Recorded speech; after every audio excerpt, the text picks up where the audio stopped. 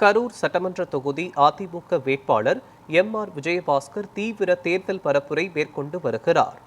சட்டமன்ற தேர்தல் நடைபெறவுள்ள நிலையில் கரூர் சட்டமன்ற தொகுதி அதிமுக வேட்பாளராக முன்னாள் அமைச்சரும் கரூர் மாவட்ட அதிமுக செயலாளருமான எம்.ஆர். விஜயபாஸ்கர் போட்டியிடுகிறார்.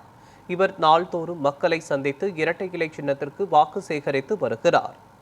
இந்நிலையில் அரசு காலனி பகுதியில் வாக்காளர்களை சந்தித்து இரட்டை இலை சின்னத்திற்கு வாக்கு சேகரித்த எம்.ஆர். விஜயபாஸ்கருக்கு சிந்தித்து செயல்பட வேண்டிய தேர்தல் இது என்றார்.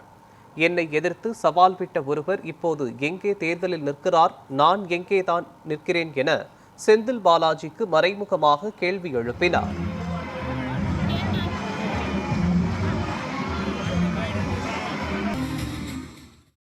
சவால் விட்டாரு, சவால் விட்டவர் இங்க இல்ல, ஆனா நான் சவால் விட்ட இங்க இருக்கிறேன். அவர் எங்க போயிட்டாரு? கோயம்புத்தூர் போயிட்டார்.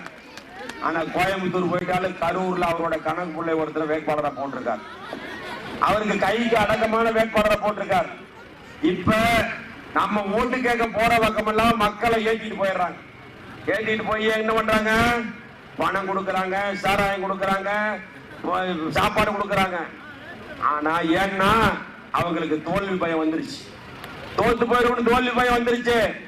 அதனாலதான் சொல்றேன், நான் அன்னைக்கும் சொன்னேன், இப்பவும் சொல்றேன், இன்னைக்கு ஓட்டுக்கு 6000 ரூபாய் கொடுக்கறாங்க. எவ்வளவு? 6000 ரூபாய் கொடுக்கறாங்க. அவங்க பணத்தை நம்பி தேர்தல் நிக்கிறாங்க. நான் எனது தாய்மார்களாகிய மக்களை நம்பி தேர்தல் நிற்கிறேன். பணம் ஜெயிக்குமா, பாசம் ஜெயிக்குமா?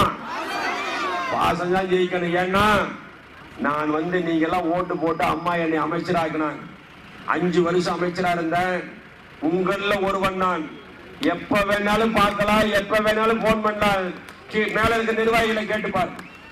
ஆனா தீபாவளி, பொங்கல், கொரோனா எல்லா காலகட்டத்திலையும் உங்களோட இருந்தவன்.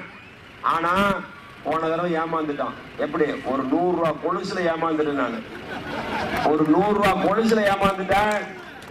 இந்த தடவை ஏமாறலாமா? ஏமாறக்கூடாது.